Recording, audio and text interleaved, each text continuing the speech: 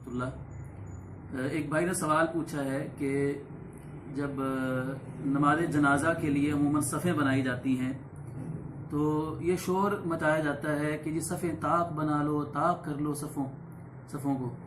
तो मुझे भी जब भी जनाजा पढ़ने या पढ़ाने का इत्तेफाक हुआ है तो ये चीज़ जो है ना वो मुशाहिदे में आई है कि लोग जो हैं वो आवाज़ें लगाते हैं कि सफ़ों को ताक बना लो, ताक बना लो। तो इस छोटे से क्लिप में इस मसले की वजाहत करना चाहता हूँ कि क्या वाकई शरीयत इस्लामिया में नमाज जनाजा का जो तरीका बताया गया है उसमें सफ़ों की तादाद को ताक करने का कोई जिक्र है। तो इस हवाले से एक हदीस मुबारक जो है वो पेश की जाती है जो अबू दाऊद में और इब्ने माजा वगैरह में है कि हज़रत मालिक बिन हुबैरा रज़ियल्लाहु अन्हु उनका ये अमल था कि जब वो जनाजा पढ़ाते और देखते कि जनाजा पढ़ने वालों की तादाद थोड़ी है तो वो उनकी सफ़ें जो है ना वो तीन सफ़ें बना लेते। तो फिर फरमाते कि रसूलुल्लाह सल्लल्लाहु अलैहि वसल्लम ने फरमाया है कि जिस मुसलमान के जनाजे में 3 सफ़ें शामिल हों, 3 सफ़ें उसका जनाजा पढ़ें तो उसकी मग़फ़िरत जो है वो वाजिब हो जाती है।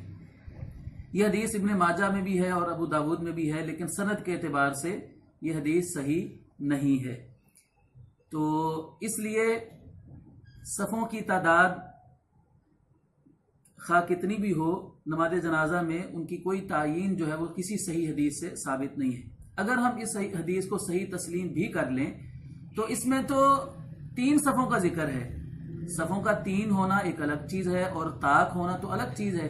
ताक तो एक सफ़ भी होती है, 5 भी हो सकती हैं, 7, 9, 11, ये सब ताक सफ़ों की तादाद है।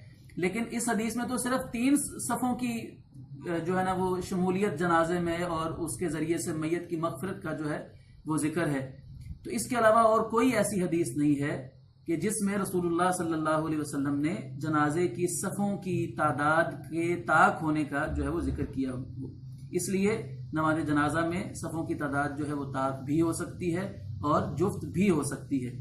देखिए, इससे एक कबाहत ये पेश आती है कि जब ये फ़र्ज कर लिया गया है कि नमाज जनाजा में सफ़ों की तादाद ताक होना ज़रूरी है, तो इससे कबाहत ये होती है कि लोग क्या करते हैं कि पहली सफ़ में जगह होती है लेकिन उसको फिर छोड़कर, खाली जगह छोड़कर पीछे चले जाते हैं। मतलब 2 सफ़ें अभी मुकम्मल नहीं हुई हैं, उन्होंने फर्ज कर लिया कि ताक पूरी करनी है, तो वो पहली सफ़ में भी जगह खाली छोड़ दी, दूसरी सफ़ में भी जगह खाली छोड़ दी और तीसरी सफ़ को जो है ना वो बनाने की कोशिश करते हैं कि जी 3 सफ़ें ज़रूरी पूरी करनी है।